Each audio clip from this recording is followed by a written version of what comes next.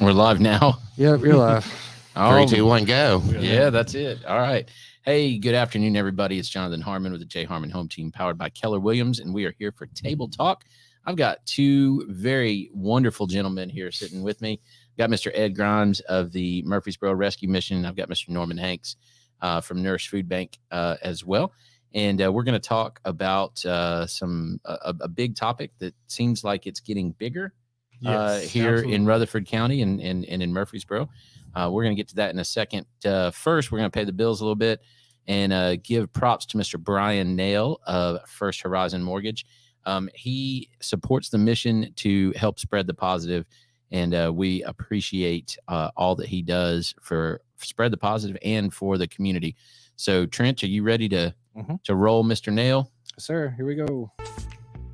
Hey, my name is Bryan Nale. I'm a mortgage loan officer with First Horizon Mortgage, but I want to tell you that I absolutely love being a part of the Spread the Positive Network. It's such a great mission and brings so much positivity to our community, and it's just a treat to be a part of. There are a lot of ways to navigate financing a home, and in markets like this, having the right advice of a trusted local professional is key to making sure you get the right advice for your specific circumstances. Whether you are interested in the purchase of a new home or have a need to refinance, I'd love to earn your trust. If I can help you nail your mortgage, call me at 615-243-3976, and I'd be happy to talk with you. First Horizon member FDIC, equal housing lender, NMLS ID 472329. Yeah. All right. Thank you, Bryan. Hey, did you record the little thing? Hey, my name is Bryan. No. No? I need to look it up, but that it's just some royalty-free music. That's really awesome. It's quite lovely. Yes. So, Ed, one of the things we were just talking about this before we started is one of the goals that we have with Table Talk is we want to discuss topics that sometimes are uncomfortable for folks to talk about. Yes. Right. And sometimes they're uncomfortable because we see a little bit of ourselves in them. They make us a little frightened of how things could be potentially. I've heard all kinds of little sayings about, you're one bad decision away from fill in the blank, whatever away. Yeah, whatever that catastrophe happens to be. And we want to discuss those topics frankly, openly, and with the possibility that not everybody sitting at this table 100% agrees on all the pieces of it, right? But I think that if we can have those kinds of conversations, and somebody identifies with your perspective and somebody else identifies with your perspective and somebody else identifies with my perspective, and we can sit and learn and hear each other, right? Exactly. And not just shout at each other. There you go. Then all of a sudden, everybody can move to a little bit better understanding and move to a little bit of compassion and a little bit of less callousness. Yes. You know what I mean? And man, guys, we are a callous society sometimes. I tell you what, Jonathan, years ago, when I was working in Nashville Rescue Mission, and of course, that's an incredible organization down there, working with homeless, years and years of just serving the community and helping people get off the streets. I was hired on. In fact, I worked for them 2 separate times, but I was hired back to work in education. And of course, over the course of about 4 years, we saw 80 men and women get their GED through that whole process, which was incredible for a rescue mission. But I was talking to my boss one day, and he said, "Ed, I've got to get you to look outside the perspective of education." Because I was always going to him saying, "Hey, Brother Don, we need, we got to have." And what he was trying to get me to see was that there are certain aspects of the organization that had greater needs than I had, And so that was something that I had to learn to do. And so I learned to do that. I learned to appreciate that. But I also learned this, is that we're all a slice of the pie. If you picture a pizza, we all get a slice of it, and we are slices of that big piece as a whole. And all of us bring something different. All of us have a little bit different flavor. All of us have a little bit different input, and we see people differently. We see things differently. And I'm telling you, when that all comes together, it's a beautiful thing. Yeah, no doubt. And Norman, your organization, you guys see people in all kinds of different states, conditions, places in life, stations in life, whatever you want to say, or whatever you want to call it. And everything from truly homeless to holy cow, I'm in trouble, to look, I just need to get by this week. Right. So what are some things from your perspective? And I've got a couple of different things here. I'm going to start with this. Why are people homeless? Like, that's a big question. Big and I know there's a gazillion answers, but let's start with that. So when we see somebody, you know, automatically as humans, we want to understand. We want to classify. Yeah, that's true too. You want to put them in a category so you know exactly how to respond and deal with that situation. Yeah, that's what we do as people. It is, because I think that helps us to, if we put it in a taxonomy, we can say, okay, well, this person is like this, and this is why they're like this. Now I understand them, which, I mean, frankly, that's a mistake a lot of times, isn't it? Absolutely. It can be, yeah. So from your perspective, since you do see people at all kinds of different stages of that, you know, what are the maybe the top reasons that you see that people get in trouble, so to speak, right? Or find themselves in an uncomfortable spot? Right. Well, obviously, with homelessness, mental health is always an issue, right? Not every single person that's homeless has got a mental health problem, but that's a big cause of it. Mm-hmm. If you can't maintain a job due to depression or anger or whatever the case might be, you can't maintain a household. You end up living with friends and family until they get tired of you, and then they put you out. And then you end up in your car if you're lucky enough to have one, or you end up on the street or a hotel that you can try to afford for a little while. Another one, gosh, mental health, job loss. I mean, truly, we really are a paycheck. Most people are truly a paycheck away from being homeless, you know, and that's horribly scary for all of us. I fear it every month, right? It's time to pay the rent. We live a lot closer to it than we want to admit. We sometimes. Really do, and I think that's scary for people. And do you think that fact that, you know, there are people that are significantly closer to being homeless, to being in trouble, whatever you want to say, do you think that makes people avoid the topic sometimes? It does. People respond in different ways to the very fact that they could be a paycheck away from being homeless.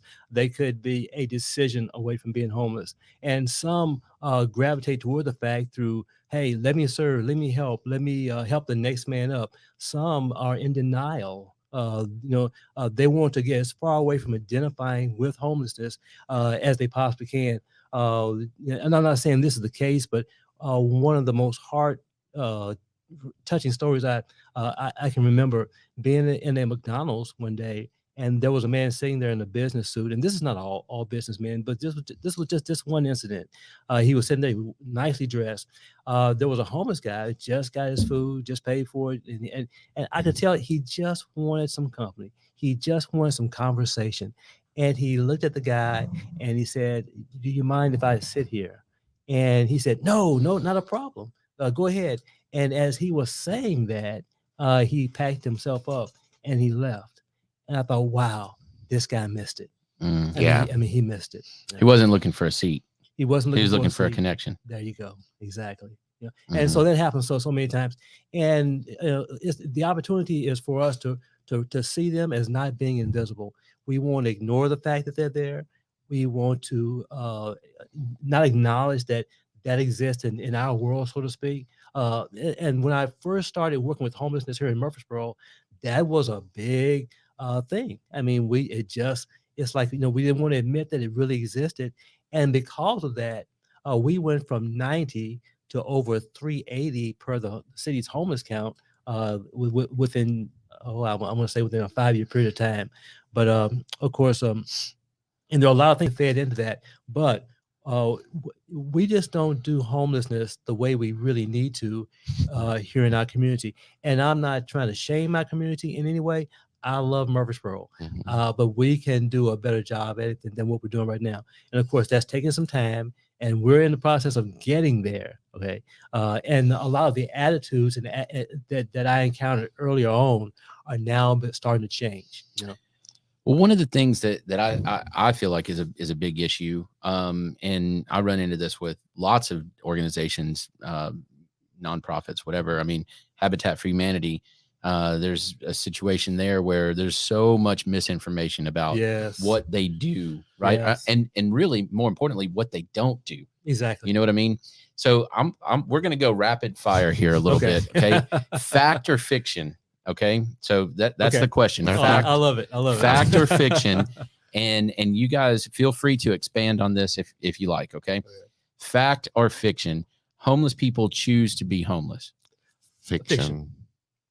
Yeah, go ahead. I'll tackle it. Fiction. Nobody was born and said, "Man, I can't wait to be homeless one day." You know, I can't wait to not know where my next meal is coming from, not know where I'm going to sleep. Man, just wander the streets, man, out in the heat and the extreme cold. Man, I'm excited about that. You know. Yeah, they're not out camping. Yeah, it's not a camping. It's not party. a camping trip. It's not a camping trip. Yeah. So nobody's excited about that. So that is definitely fiction. And over the years, that sort of bears that out. People can't wait to get out of their situations, back on their feet. I hear it over and over and over again. Fact or fiction? Many, maybe even most homeless people are addicts of some sort. Fiction. Sorry. Yeah. I know that's a big misconception for a lot of people. You know, they're on the street because they're doing drugs, or they were doing drugs, or they got caught doing something they shouldn't have been doing. Or they're Yes, those people are out there, but that is not the majority of the people out there. Exactly. The people I see are families, single parents with multiple children, single people that have just lost their jobs, people that weren't able to get a paycheck during, the past couple of years because illnesses and sickness that was so rampant. Job loss, alcohol is just one part of that. Drugs is just a part of that, but also, and you mentioned a while ago, mental illness is a huge part. I think 70%, the last I saw, and of that 70%, about 30% severely mentally ill. And these are people that are all in that group, and everybody has a story, and a lot of times, if we just take the time to listen, we'll find out many other people that were homeless were just like me and you. Had a job, had it going on, but something happened, or something didn't happen, and they found themselves homeless. Yeah. Fact or fiction? Panhandlers make big money. Fact. I don't know how much, but I'm telling you. Well, I'll put it this way: many of them make enough to get a hotel for the weekend, get food to eat. And things like that. And there's been, unfortunately, and this is sad to say, a lot of times, and this is not every case, but scams linked to panhandlers where they've been doing, really well. In fact, better than they could make on a full-time job somewhere. Now, not every panhandler makes a lot of money. Some go out there just long enough to make what they need to make, but there are some that literally do it for a living. All right, so this brings us to the next one. You should, and you can say this however you want. You should, you shouldn't. You should not give a panhandler money. That's a tricky one. I mean, if you're I'll join you on that one. Thank you. I mean, oh man, that's a hard one. So oh dang, you don't know someone's story. It's not your job to judge. There you go. If you want to help and you're able to help, and that person is sitting there and you want to give them $1, give them $1. Right? It's not your place to judge. If you're going in expressly to start judging and asking, do you really need this? Then no, don't give it to them. Give it to one of your local nonprofits. There you go. They can help them in the long run, That was beautifully covered, and there's not much more to add to that. But I'll say this, and I always come at it from a God perspective. Sometimes God will just touch your heart about doing something for somebody, and when that happens, you've got to respond because God is speaking to your heart. And you're right. You don't have to know the why of how they got there, but if it's in your heart, if it's something that you feel like you've got to do, then you need to do it. I will say this. The most meaningful way to give is to give to an organization that is actively involved in trying to help get people off the streets. That's the best way. Always. And why is that? Because now your money is being pooled together, and it's going to help more people than it would if it was spread out to different people, not knowing exactly where those dollars are going. And you're handing it to trained professionals that know what they're doing. There you go. Well, and you know, that brings up I've heard statistics and numbers and whatever. If Nourish Food Bank, for example, if I was to go, if I had $100 that I wanted to spend to help a food bank, and I went to even Aldi and bought $100 worth of canned goods and brought it to Nourish, you know, it's a box this big. But if I handed Nourish $100, they could get 3 times as big of a box of the stuff that is actually needed, right, for your clients. Because we are out making connections with the sales people, right, on that end of it, and we're making those community connections so that we can reach out to them when we have those finances and say, hey, we've got this, what can we do with it? You know? How do we maximize and plus it? you got the tax exempt for it. Right. And we also have the tax exempt, which so that spreads even further. It's $10 more we can spend. Exactly. Well, and you know, I heard another perspective one time, and this was just absolutely fascinating to me. Canned food drives make you feel great, right? Like your organization has it. We raised whatever we brought in, however many 1,000 pounds of food. That's awesome. But when people compete and they do a canned food drive, what do they typically do? They typically go and they find the cheapest food that's available, right? So the canned food at Aldi, the you know, the store brands, whatever. When you take all that stuff off the shelves, you remove it to where people that could just barely scrape by and buy that food for themselves, you're taking it all off the shelves. So I thought that was a very interesting perspective that I heard. And now, you know, I don't know how much that affects things in the grand scheme of things, but you know, if you're in a smaller town, it could affect things a lot. Yeah. When I lived in a very small town in rural Georgia for a little while, we had one grocery store. I like it. Very small town. Very small. I think it was 450 people in the town. It's small, very small. That's very small. One grocery store. So if you went and got all of the 99-cent green beans, you know, they were all gone, period.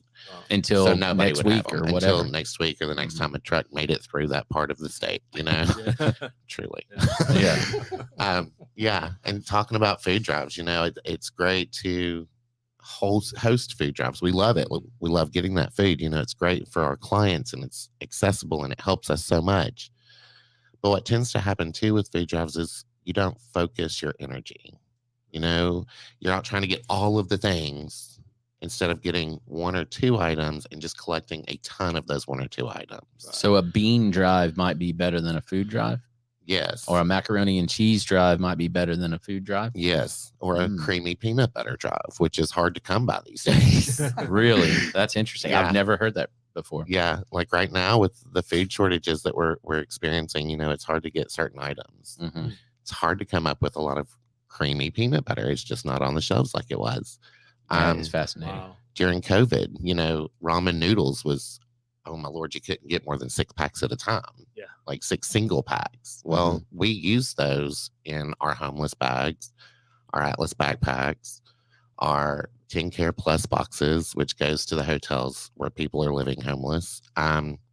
Because they're easy fixes, right? You can dump it in some hot water and calorie it's good to rich, go. Fill you up quickly and easily and cheap. Right. And, you know, in COVID, we couldn't get them because everybody was collecting them and hoarding them, right? Because it was cheap. Never it was thought easy. about that. Yes. Dry goods that'll sit on your shelf for 15 years. Indefinitely. Yeah. Okay. So, yeah. All right, here you go. Fact or fiction? It is the government's responsibility to offer more assistance for homelessness. Fiction. You know, the government can only do so much. And, you know, the truth of the matter is, when it comes to homelessness, when it comes to poverty, when you see a person struggling, it is on you as a good Samaritan to help that individual out. And homelessness is just another Good Samaritan project that needs the involvement of everybody. Our churches have got to get involved. Our businesses and organizations have got to get involved.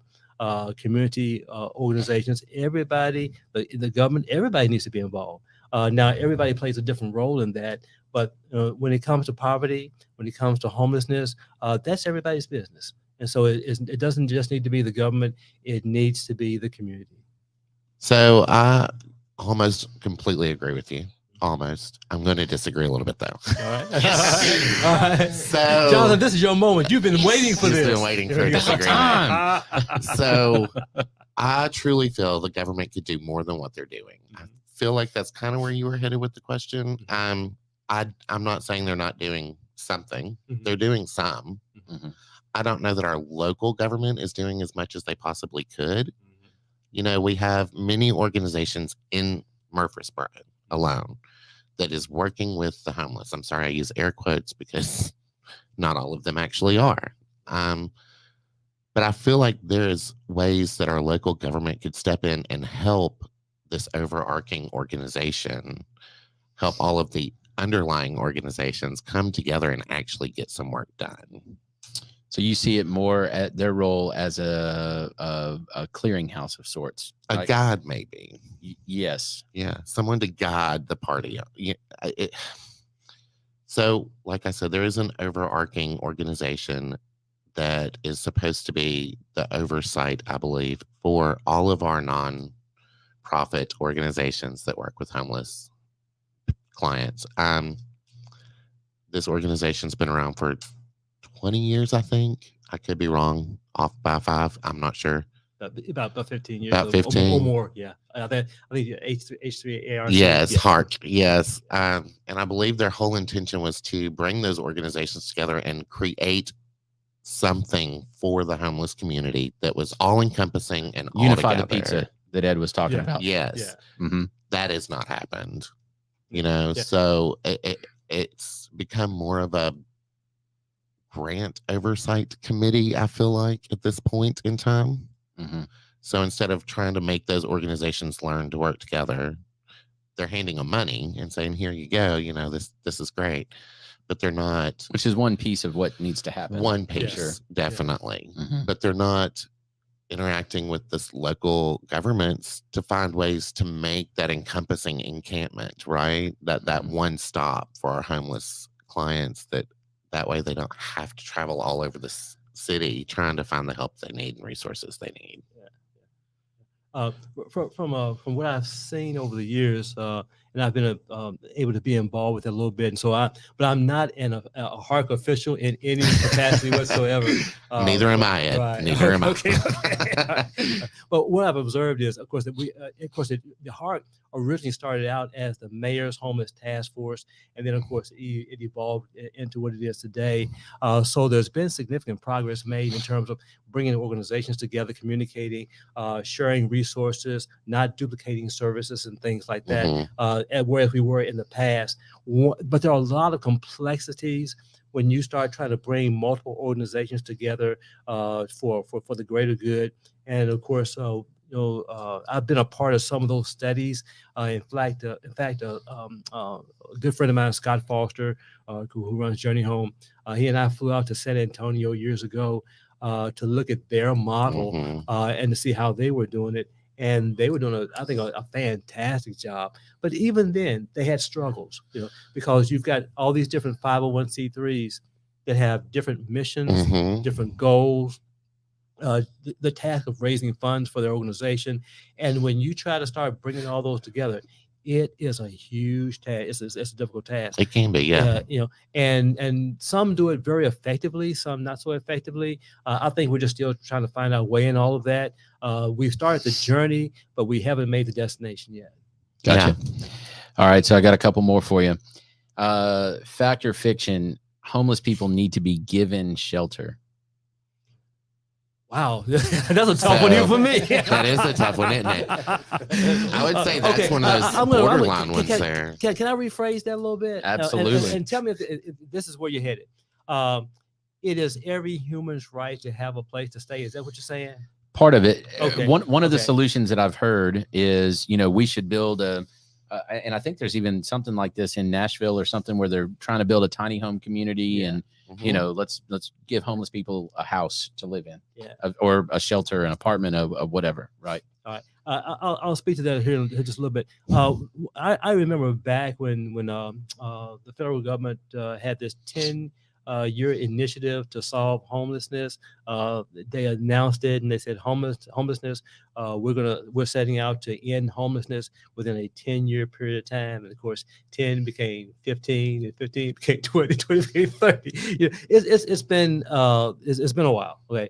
And what I think they're finding out is that homelessness, poverty is something that you're always going to have.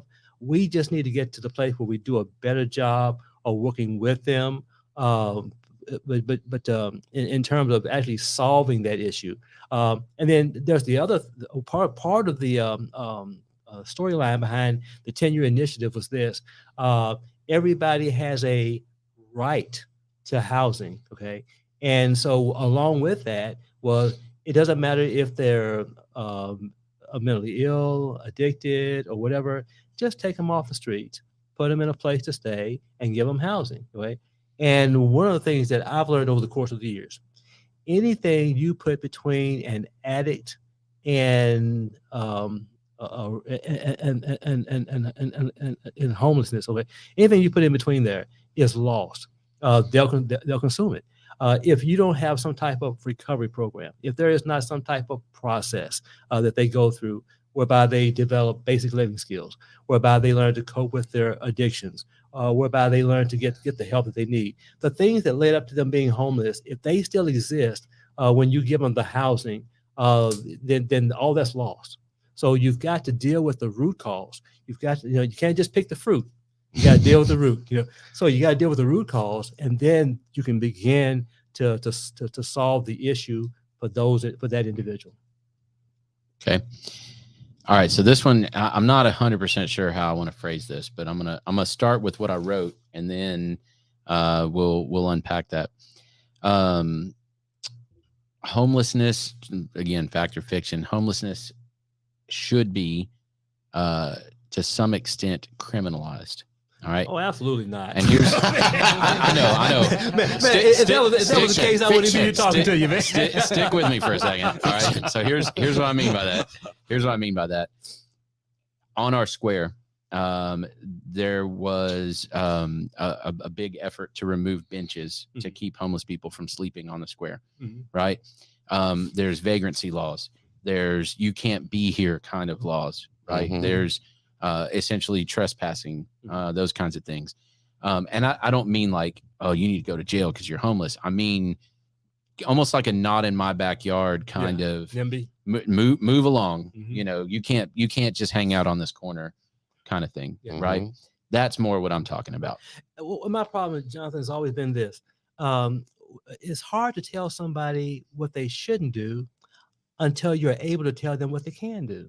So if you don't have the shelter or a place for a homeless person to go to, and of course now we're getting into my wheelhouse. But if there's no place for them to go, then where are you running them from?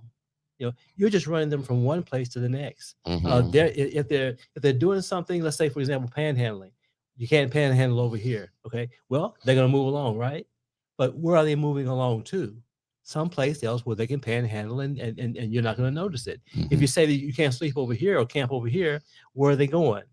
They're going somewhere, someplace else where you're just not going to notice them. So in order to effectively to fix it to where it's not criminal, you've got to have options for people. And that's what we like the most. We like options. Options are important. Yeah.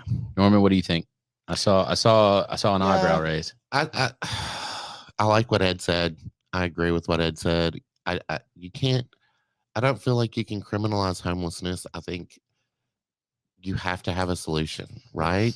Don't put up benches with arm pockets in the middle of it so that someone can't lay across it. It's purposely showing you don't want them in that area, right? Where are they going to go? They're going to go somewhere else, like to the sidewalk in front of the business that needs to open their doors and can't because they have urine and feces now on the concrete in front of them, right? Mm-hmm. Leave them on the bench. It's a little bit further away. It's not as messy. We can clean that up a little better. Does that make sense? It does. Yeah. And Ed, you said something a minute ago when you were talking about addict and that they will consume what you put in front of them. Mm-hmm. So to me, that lends itself to the idea, or at least, and false though it may be, you guys tell me if I'm totally wrong here, okay, that essentially it's a choice, going back to that whole like, and you made light of it, but is it possible, and again, let's go fact or fiction again, let's revisit this, Okay. that homelessness is a choice that you make, not that necessarily I wake up in the morning and decide, hey, I'm just going to be homeless today, but because I consume everything in front of me, because I don't choose to get myself clean, because I don't seek out the services. Okay, can I just stop you? Yes. I'm sorry. You just hit one of those buttons for me. We're talking about addiction, is where this is kind of leading sometimes, to. And sometimes it's mental health, sometimes it's whatever, right? Right. Sure. Which is where I'm headed. Addiction is a mental health issue. They do not choose to not get better. They don't have the power to make that choice. So addicts, it's been shown, it is a mental health problem, crisis, that they need structured help to get past that addiction. They can't just wake up and say, oh, I'm not going to smoke pot today. Oh, I'm not going to do the cocaine today. Oh, I'm not going to touch the meth today. They wake up and their body says, oh, you're awake. Let's do this, this, and this, because if you don't, you will die, right?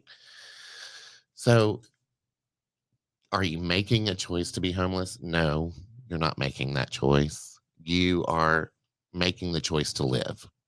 And unfortunately, your living looks different than what my living does. Does that make sense? It does. I'm lucky enough I don't wake up every day and say, I have to go and have alcohol today to survive.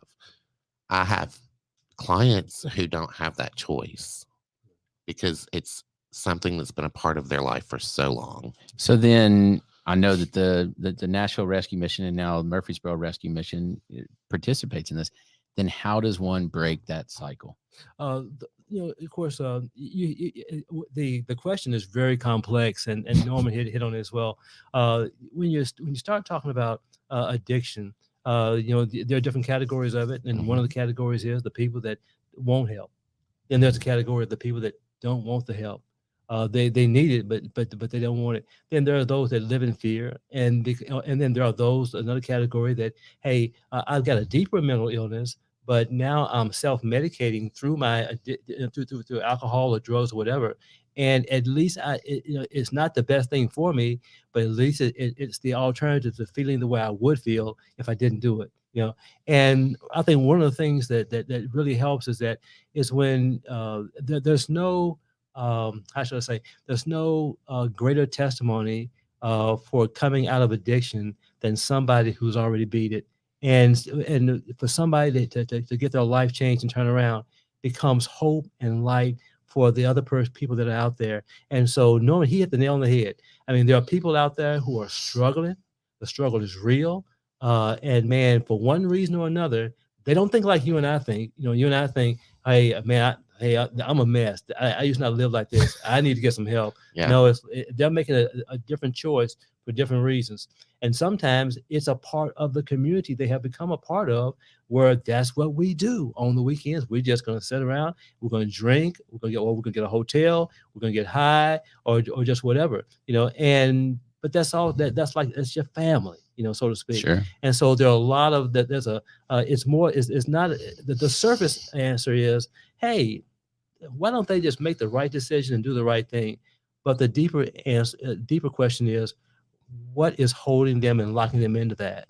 And there are a lot of reasons for that. So how, as somebody that quite frankly, I have no concept of that. I just don't. Right. Yeah. So how do I change my mind? How do I change my perspective? How do I change my context, maybe. I'm not sure the right word to use Your here. outlook towards. Yeah. How do I look at that situation? Because it's really easy for me to look at that person Mhm. and go, come on, dude, just get Quit some doing help. that. Yeah, just Yeah. get some help. Yeah. So, sorry. It looked like you're ready. I'll go. Okay. You good. I don't want to cut So you off. the biggest argument we're having so far is which one gets to speak first. I love this. You know, God, that's a hard one. You've got to have empathy, right, for other people, and not everybody has empathy, and that's okay. Right. But when you look at a situation, go into their story. What is that person's story? I do What this you were talking all about. the time. You know, if I'm at the grocery, it's stupid. I cry in Kroger. Okay, I do it always in the ice cream aisle. Never fails. It's an ongoing thing. Like when I first moved back, If I you would see text Norman my in the boss ice and be cream, like, hand him a tissue. Okay. I'm in Kroger, just walk the other way. But you know, I'll see somebody walking through the store, and obviously they're on something, right? And I see it, and I'm like, okay, why are they where they are? What brought them to this point? Yeah. What are they? You know, what caused? What moment in their life? Was it a rape? Was it the loss of a child? That's good. Was it That's the good. loss of a sibling? Yes. Was it the parent. loss of a job? Yeah. Was it something as simple as I'm going to go party tonight, and it turned into a life Yeah. that they were unable to escape? Yeah. Right? Because that goes into Yeah. you can be addicted. We can do the exact same thing right now. Mhm. And I get addicted and you don't. Exactly. Exactly. Exactly. And you can do it 15 times and not get addicted. And I can do it once and it's over. the Yeah. end. Yeah, exactly. And Jonathan, I like what you were saying.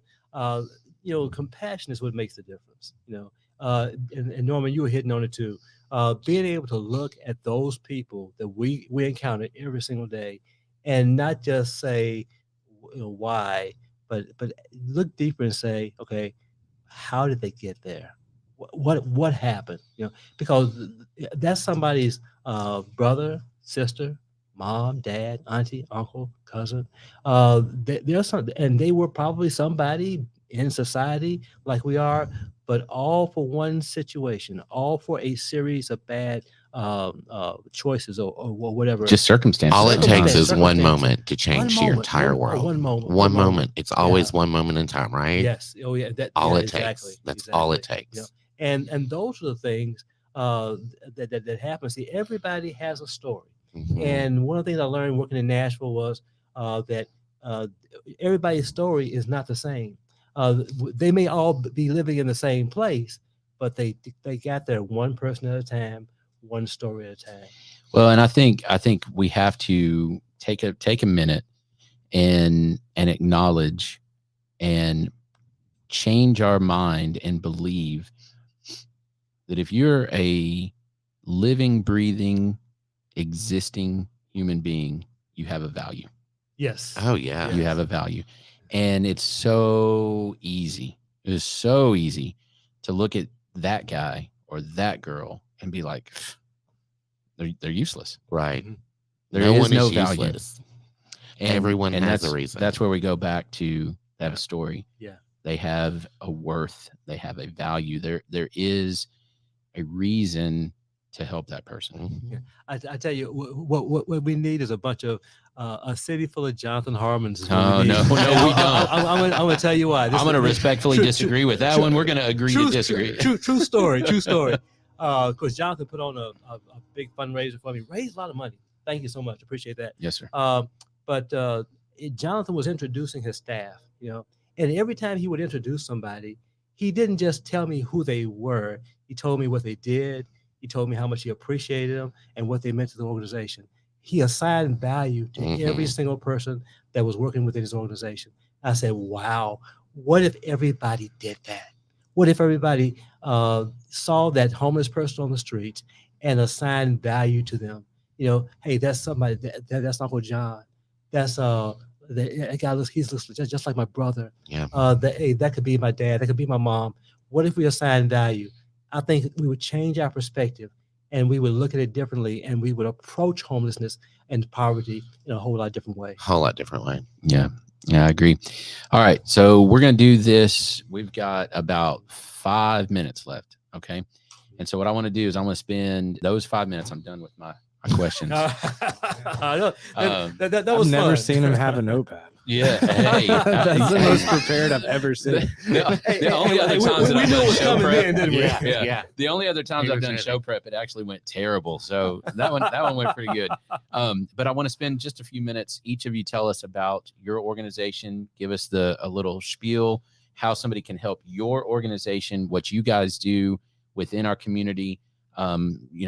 Goals, things that you're working on. So, which one wants to go first? Go ahead. Okay, all right. All right. Murfreesboro Rescue Mission, Ed Grimes. We've been in operation over 10 years. One of the biggest things we're known for, of course, is we work in conjunction with 2 other organizations, actually 5 mainline organizations, and many organizations supporting. And that's the Coldest Night operation that goes on all the way from October to March, where we, on the coldest nights of the year, we take the homeless in. First Baptist Church is the men. St. Paul's Episcopal is the women. And we put them in shelter so that they don't freeze to death on the streets. Of course, we have a summertime operation where we're like right now, where we're out to passing out bottles of water to those who are on the streets and in the camp struggling. But the biggest thing about Murfreesboro Rescue Mission is this: we are seeking to bring a full-time shelter to the city of Murfreesboro. You're not just seeking, dude. You guys are on it. We are on it, man. We have one big announcement. We just purchased a building, one property over 405 Bridge Avenue. Yay! Our live studio audience. Come on. All right. By the end of this year, we're pushing very hard. We've got a $20,000 head start. We are looking to purchase the adjacent lot right beside it. We are going to place a full-time comprehensive shelter that will house both men, women, and women with children. Mm-hmm. If you're on the streets, if you're homeless, that'll be a landing spot, a place where you can come, not just come. That'll be a place where you can get on track, find your track to getting out of poverty and getting out of homelessness. And so we got those things coming up. One more last thing real quick. September the 16th, if you want to help us out, we have a golf tournament. If you play golf, if you got a stick and can hit a ball, come on out. Let's go. You can tell I don't play a whole lot of golf. Yeah, me neither. It's ugly when I try. I got you on that, Ed. But September the 16th, you can go to our website and sign up. www.murfreesbororescuemission.org. You can sign up as an individual or as a team. Bring a team. The more the merrier. If you own a business, hey, be a sponsor. We need a lot of sponsors. Yay! A lot of sponsors. Okay. But yeah, come help us out. Also, if you just want to donate, you just want to give, same one, www.murfreesbororescuemission.org. There's a donate tab. Hit the donate tab. Right now we're trying to purchase property $150K by the end of this year is what we're trying for, and I believe we're going to get it, and then we'll get our property. Nice. Awesome. Yes. All right, Norman. So I'm Norman, Nourish Food Banks. We feed people that are hungry. How else do you say Simple. it, right? There you go.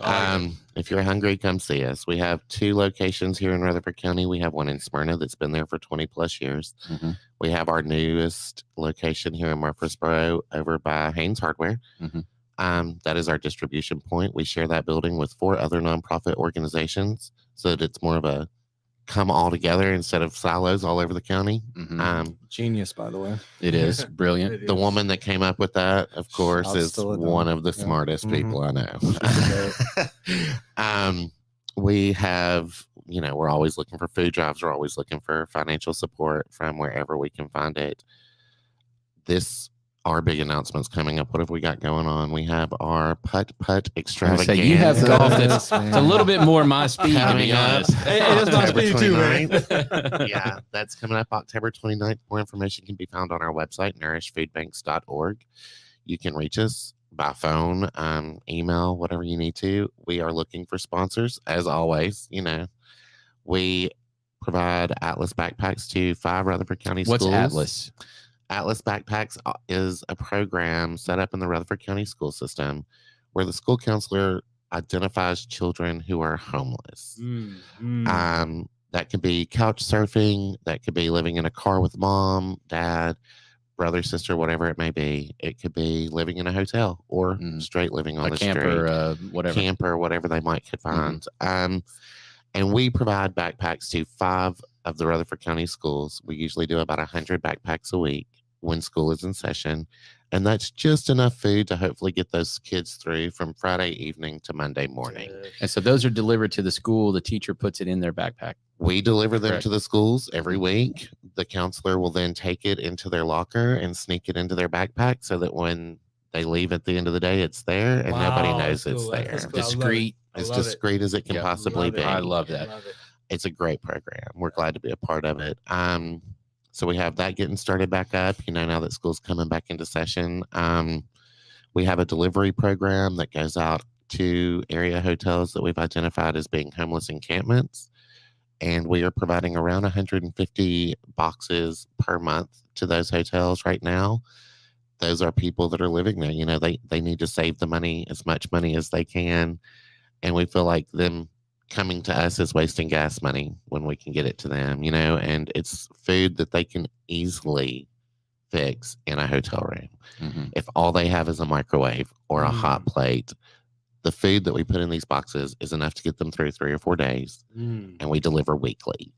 Nice. So that they have something coming every week. We do a lot of things. We also partner with other organizations here in the community. We are partnering with Doors of Hope's new treatment center to make sure that they are able to feed their clients daily, 3 meals daily.